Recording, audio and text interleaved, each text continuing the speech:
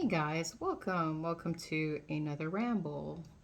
I don't know. I feel like INFJs have insatiable curiosities and I want to say a drive to want to understand things.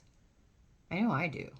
I'm like very curious, very inquisitive person, and I don't know, I've always been interested in just wanting to know things on deeper levels.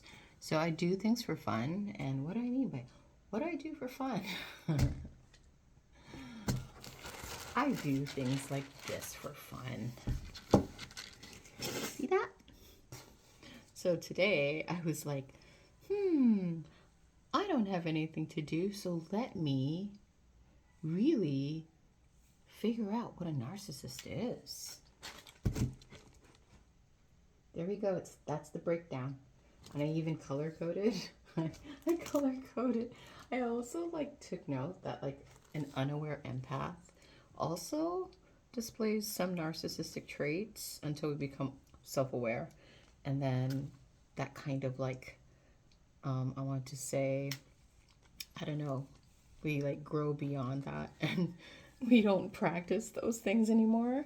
But yeah, the ones highlighted in pink are like unaware empath. Yeah. So yeah. If somebody was like, "So what do you like to do on your free time? What do you like to do for fun?" I don't know if they'd believe me. And then last night, I literally just spent the night just doing that. So fun. So fun. But anyways, today's video is about the narcissist, okay? So let us go back to that chart. Yes, look at this chart. I like to do, what are these things called? I don't know. They're called mind maps, I think. I love doing mind maps. So fun. I like to take what's in my head, put it down onto paper so it's very clear and I have a visual reference point, you know? But hey, how am I going to do this? Because I kind of want to share this with you, but you can't see it if it's here, right?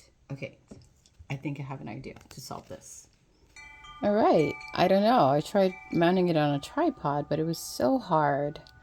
But yes, so this video is on the narcissistic person. And again, if it has any pink highlighting, that is because we're talking about an unaware empath.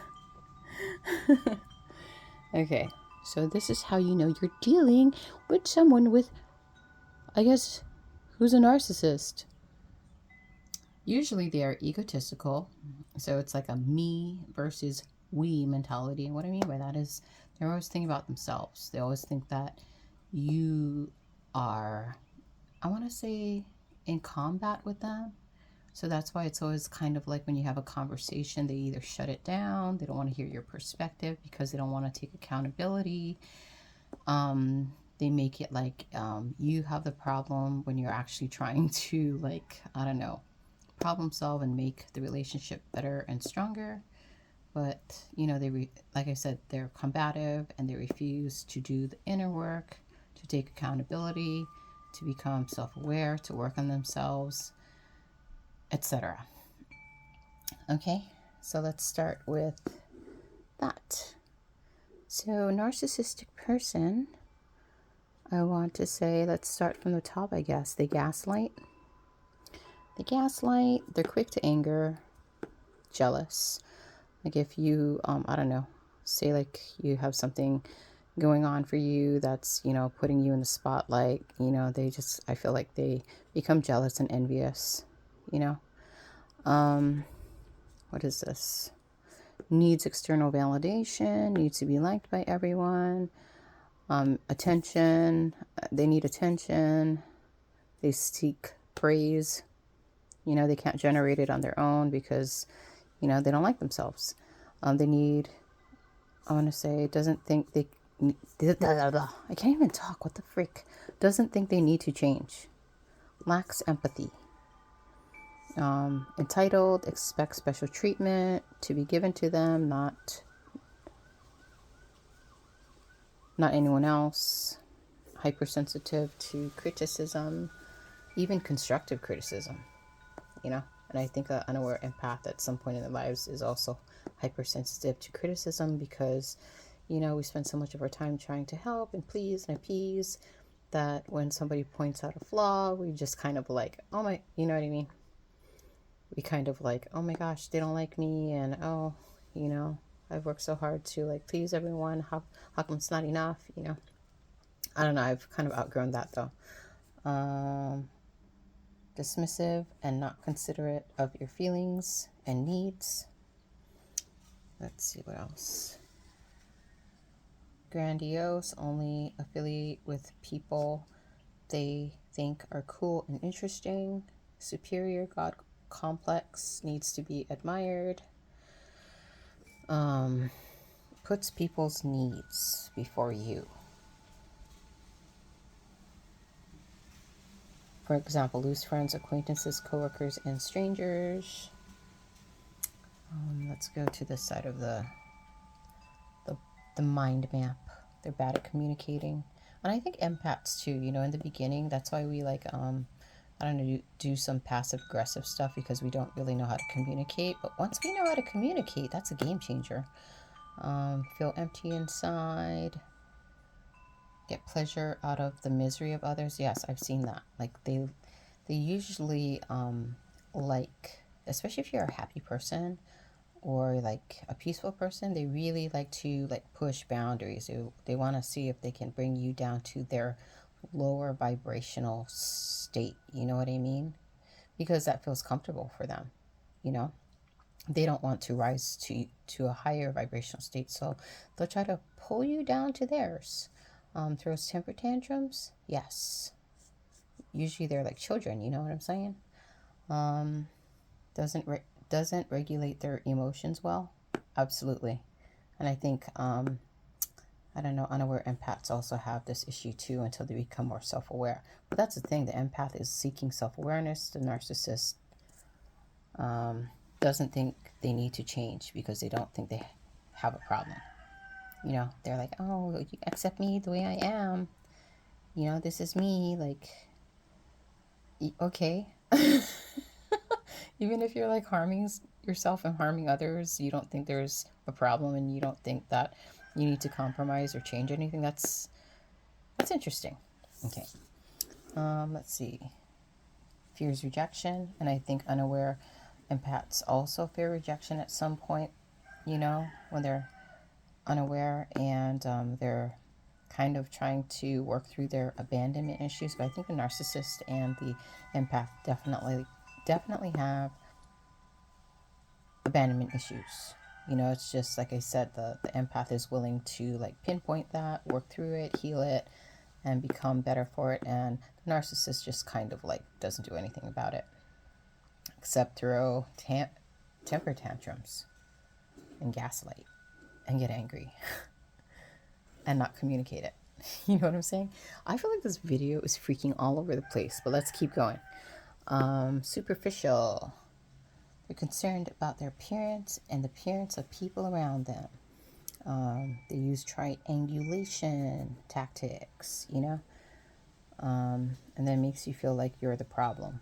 Blame shifts. This is a way to, what is that? Thwart accountability. But you know what is really interesting? Oh, I didn't show you conditional love. Yeah, it's conditional. It's not unconditional, guys.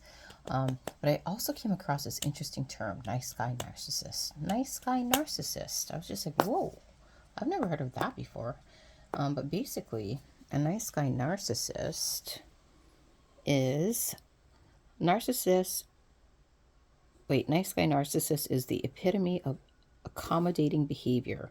They strive to please everyone around them, bending over backward to ensure everyone is comfortable and happy. But they're usually doing it for, like, I want to say validation and appreciation, which is something an unaware empath does too.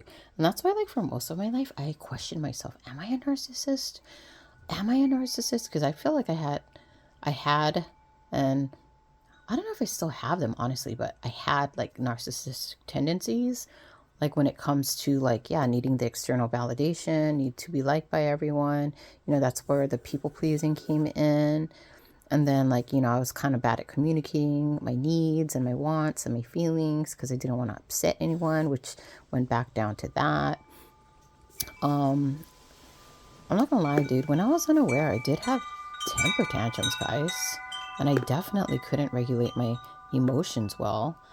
And I was hypersensitive to criticism and at times dismissive and not considerate of feelings, but not really. I feel like that applied to myself, if anything.